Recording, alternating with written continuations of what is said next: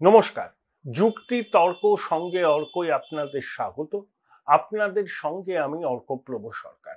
আমি অনেকদিন ধরে একটা শব্দবন্ধ ব্যবহার করি যে চৌর্য বৃত্তির সাম্রাজ্য বা চুরির সাম্রাজ্য বলুন, ডাকাতির সাম্রাজ্য বলুন, এরা তো চোর নয়, এরা বাংলার ডাকাত। এখানে দুর্নীতির প্রাতিষ্ঠানিকীকরণ হয়েছে। এই বিষয়ে বোধহয় আমার কোনো দর্শকের মধ্যে আয়োটা অফ ডাউট নেই। এটা প্রতিষ্ঠিত সত্য। শাসক দলের একনিষ্ঠ সমর্থকরাও স্বীকার করতে বাধ্য হবেন বিগত 15 বছরে রাজ্যে চৌর্যবৃত্তির সাম্রাজ্য দৃঢ়ভাবে প্রতিষ্ঠিত হয়েছে। যে কথাটা আমরা এতদিন বলতাম, বিরোধীরা বলতো, এবার সুপ্রিম কোর্টও বলছে। হচ্ছে এসএসসির ওই যে 26,000-এর কাছাকাছি চাকরি বাতিল হয়েছে, তার একটা মামলা। আপনারা জানেন মামলার বিষয়টা কি, আমি ওইটা নিয়ে আর বেশি বলবো না, জাস্ট একটুখানি ছুঁয়ে যাচ্ছি। যে অযোগ্যরা, যারা একেবারে টেন্টেড দাগি, তারা যাতে পরীক্ষায় বসতে পারে তার জন্য কলকাতা হাইকোর্টের দ্বারস্থ হয়েছিল রাজ্য সরকার। কলকাতা হাইকোর্ট সপাটে না বলে দিয়েছে।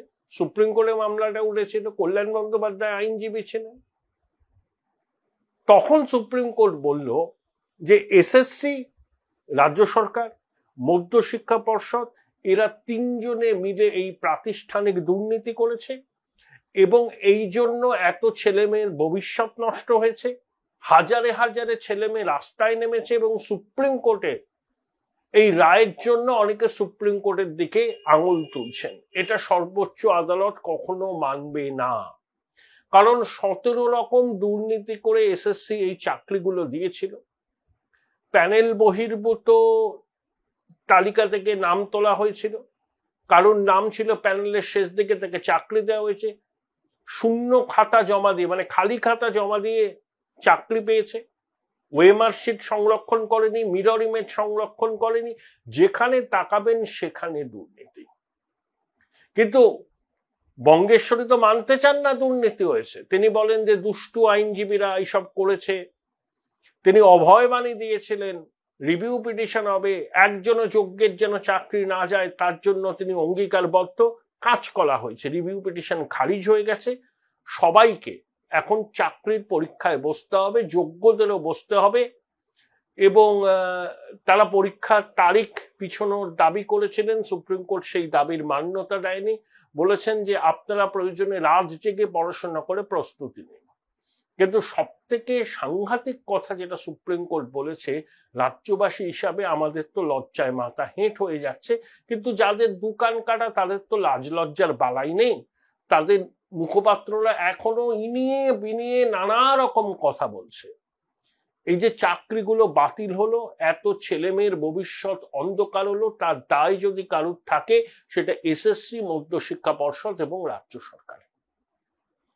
সুপ্রিম কোর্ট বলেছে, আমরা যখন বললাম, কলকাতা হাইকোর্ট যখন বলল দাগিদের কোনো রকম সুযোগ দেওয়া যাবে না পরীক্ষায়, তখন আপনারা আবার আদালতের দ্বারস্থ হলেন কেন? সুপ্রিম কোর্ট বলছে এর থেকে বোঝা যায় যে কায়েমি স্বার্থ আছে। মন্ত্রীদের নয়নের মণিদের ঘুর পথে চাকরি পাইয়ে দেওয়ার উদ্যোগ নেওয়া হচ্ছে। যে কথাটা আমরা এতদিন ধরে বলে আসছি, সুপ্রিম কোর্ট আমাদের কথাটারই মান্যতা দিল। এবং একই সঙ্গে সুপ্রিম কোর্ট কল্যাণ বন্দ্যোপাধ্যায়কে রীতিমতো ভৎসনা করেছেন। বলে কবে তালিকা প্রকাশ হবে অযোগ্যদের? সুপ্রিম কোর্ট তো নির্দেশ দিয়েছিল। কল্যাণবাবু বললেন যে তালিকা প্রকাশ হয়ে গেছে। তখন অন্য পক্ষের আইনজীবী বললেন, মাই লর্ড, প্রকাশ হয়নি। আদালত জানতে চাইলো কোথায় প্রকাশ হয়েছে, সংবাদপত্রে হয়েছে নাকি ওয়েবসাইটে হয়েছে। তখন কল্যাণ বললেন যে 7 দিনের মধ্যে প্রকাশ করা হবে তালিকা। একবার তিনি আদালতে বলছেন প্রকাশ হয়ে গেছে, পরক্ষণে বলছেন 7 দিনের মধ্যে প্রকাশ করা হবে। কল্যাণবাবুর মতো একজন আইনজীবী, তার এই দুরকম বক্তব্য সুপ্রিম কোর্টের আদালত মোটেই ভালোভাবে নেয়নি। বলেছে এটা কি ধরনের সওয়াল হচ্ছে। আমি প্রথম থেকে বলে আসছি, আজকেও বলছি, এই যে নিয়োগ প্রক্রিয়া শুরু হতে চলেছে, সুপ্রিম কোর্টের নজরদারিতে হওয়া প্রয়োজন ছিল। সুপ্রিম কোর্ট ঠিক করে দিত কিভাবে নিয়োগ প্রক্রিয়া হবে। একটা উচ্চ পদস্থ উচ্চ ক্ষমতা সম্পন্ন কমিটি যদি তারা তৈরি করে দিত, তারা মনিটর করতো। এসএসসি হচ্ছে ঠগের বাড়ির বোঝ, আবার দুর্নীতি করবে, দুর্নীতি এদের রন্ধ্রে রন্ধ্রে, আবার পয়সা তোলবার জন্য দালালরা সক্রিয় হবে। যদিও সুপ্রিম কোর্ট বলেছে আমাদের নজরদারি থাকবে, পরীক্ষাটা হোক, একটা দাগি যদি পরীক্ষায় বসে রাজ্য সরকারকে তার ফল ভুগতে হবে, শাস্তির খাড়া নেমে আসবে। we will come down heavily like tons of bricks, supreme court এটা বলেছে। তাও লজ্জা নেই এদের, ইনিয়ে বিনিয়ে এখনো নিজেদের সাফাই দিচ্ছে। আসলে চুরি করে ধরা পড়ে গেছে তো, স্বীকার করবার মতো সৎসাহস নেই। রাজ্যের মানুষের কাছে করজোরে ক্ষমা চাওয়া উচিত যে আমরা অন্যায় করেছি, আমাদের ক্ষমা করুন। নাক্ষত দেওয়া উচিত, বলা উচিত আর হবে না এরকম। আমরা রাজ্যবাসীর কাছে লজ্জিত। তা না করে এখনো বলছে যে আদালতে গিয়েছে, আমরা চাকরি দিতে চাই, আদালতে গিয়ে দুষ্ট লোকেরা চাকরির সুযোগটাকে কেড়ে নিচ্ছে, ভাত দেওয়ার ক্ষমতা নেই, কিল মারার দোষায়। একজন সচেতন নাগরিক যখন এই সরকারি নিয়োগ প্রক্রিয়ায় দুর্নীতি হবে, তখন হাজার বার আদালতের দ্বারস্থ হবে। এখনো হচ্ছে, ভবিষ্যতেও হবে। এটা একজন সচেতন নাগরিকের অধিকার, যে অধিকার দেশের সংবিধান দিয়েছে। আপনি যদি চাকরি দিতে চান, স্বচ্ছতার সঙ্গে নিয়োগ প্রক্রিয়া সম্পাদন করুন। 17 রকম দুর্নীতি করে এসএসসি চাকরিগুলোকে বেচেছে, তারপরেও এদের কি বক্তব্য। এতটা নির্লজ্জ মানুষ হতে পারে, এদের না দেখলে বোঝা যায় না। কোথায় করজোরে মানুষের কাছে গিয়ে ক্ষমা চাইবে, প্রায়শ্চিত্ত করার সুযোগ চাইবে, তা না করে বুক চিতিয়ে এখনো লাগাতার মিথ্যা কথা বলে যাচ্ছে। এক্সপোজ হয়ে গেছে, পুরোটাই বেআব্রু হয়ে গেছে, দুর্নীতির প্রাতিষ্ঠানিকীকরণ হয়েছে। এরপরে তো প্রাথমিক শিক্ষক নিয়োগের রায় কি হবে জানি না। অনেকে বলছেন যে এসএসসিতে যা দুর্নীতি হয়েছে, প্রাথমিকের তার 10 গুণ বেশি হতে পারে, ঢাকি সহ বিসর্জন হয়ে যাবে। অনেক আইনজীবী বলছেন সুপ্রিম কোর্ট বলা সত্ত্বেও এরা 7 দিনের মধ্যে অযোগ্যদের তালিকা প্রকাশ করবে না। অযোগ্যদের তালিকা যেই প্রকাশ হয়ে যাবে, তখনই কাদের কাদের টাকা দিয়ে এই অযোগ্যরা চাকরিটা পেয়েছে সেটা এক্সপোজ হয়ে যাবে, পাবলিক ডোমেনে চলে আসবে, বিরোধীরা হইচই করবে, সংবাদ মাধ্যম হইচই করবে, নির্বাচনের আগে আরো একটা অপ্রীতিকর পরিস্থিতি তৈরি হবে। তবে এদের তো দোকান কাটা, এদের লাজ লজ্জা বলে কিছু নেই। বলবে আর টাকা দিয়েছে, টাকা নিয়েছি, দিয়েছে কেন, দিয়েছে বলে নিয়েছি। এতদিন বলতো প্রমাণ করুন, অভিযোগ উঠছে প্রমাণ করুন। এখন সুপ্রিম কোর্ট যখন বলে দিল যে নয়নের মণিদের চাকরি পাইয়ে দেওয়ার জন্য অযোগ্যদের সওয়াল করতে হাইকোর্টে গেছিল রাজ্য, কায়েমি স্বার্থ আছে, তখন তো পুরোটা এক্সপোজ হয়ে গেছে। এখন মুখ লুকোবার জায়গা নেই। কিন্তু এই নির্লজ্জের দলে তো লাজ লজ্জা বলে কিছু নেই, এখনো মুখ চিতিয়ে অসত্য ভাষণ দিয়ে চলছে সর্বস্তরে। মানুষের একটা না সহ্যের সীমা, ধৈর্যের সীমা আছে। আপনি অপরাধ করলেন, ক্ষমা চেয়ে নিলে মানুষটাও ক্ষমা করে, ঠিক আছে এটা ভুল করে ফেলেছে, একটা সুযোগ দেয়া যাক। ভুল স্বীকার করব না, ক্ষমা চাইব না, বিরোধীদের তোপ ডাকবো, আইনজীবীদের তোপ ডাকবো, হুমকি দেব, ধমকানি দেব, চমকানি দেব, পয়সার গরম দেখাবো। পশ্চিমবঙ্গের মানুষের সঙ্গে আর কত প্রতারণা এরা করবে। আচ্ছা, বাম জমানাতেও তো এসএসসির পরীক্ষা হতো, কোনো কোনো বছর 2 বার করে হয়েছে। বাম জমানার সবকিছু স্বচ্ছ ছিল, আমি কখনোই বলি না, কিন্তু তখনও তো কল্যাণ বাবুদের মতো আইনজীবীরা ছিলেন। একবারের জন্য তারা কি নিয়োগ দুর্নীতি নিয়ে কোথাও সওয়াল করেছিলেন? হাইকোর্টে, সুপ্রিম কোর্টে কোনো কেস করেছিলেন যে এইভাবে দুর্নীতি হয়েছে এসএসসির? করেননি, আমার অন্তত স্মরণে নেই। এখন আইনজীবীরা, তাদের বিভিন্ন মত আছে, অনেকে বামপন্থী আইনজীবী, তো তারা তো আমাদের সহনাগরিক। আমি তো কোনো কুলের বামপন্থী নই, কিন্তু বিকাশবাবু, ফিরদৌস শামীমরা লড়াইটা তো করেছেন।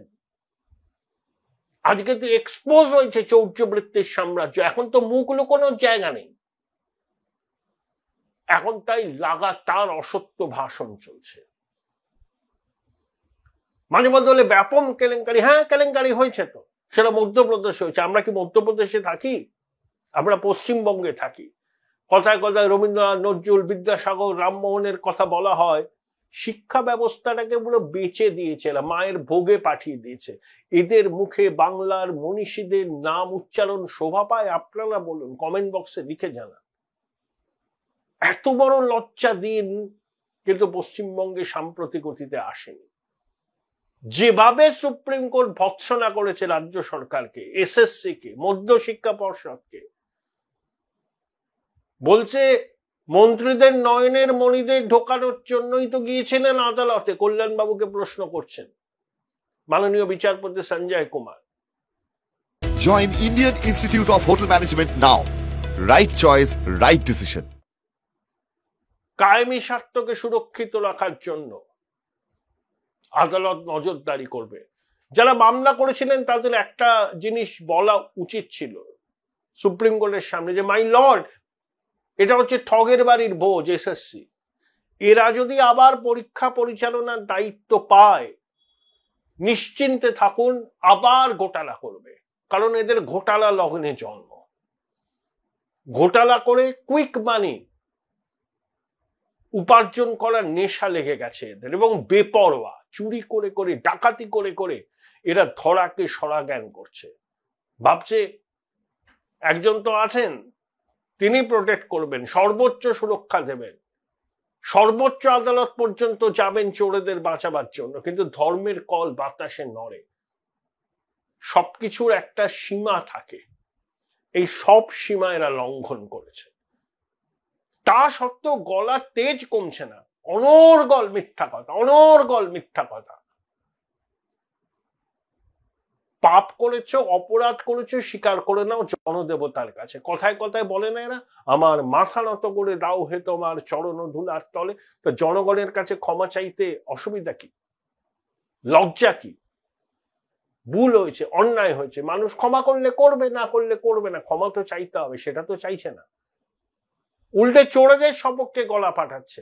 আর যারা চুরিটা এক্সপোজ করলো তারা এদের বিষ নজরে পড়েছে, তাদেরকে হুমকি দিচ্ছে, ধমকাচ্ছে, চমকাচ্ছে, বুঝে নেব, ইঞ্চিতে ইঞ্চিতে বুঝে নেব।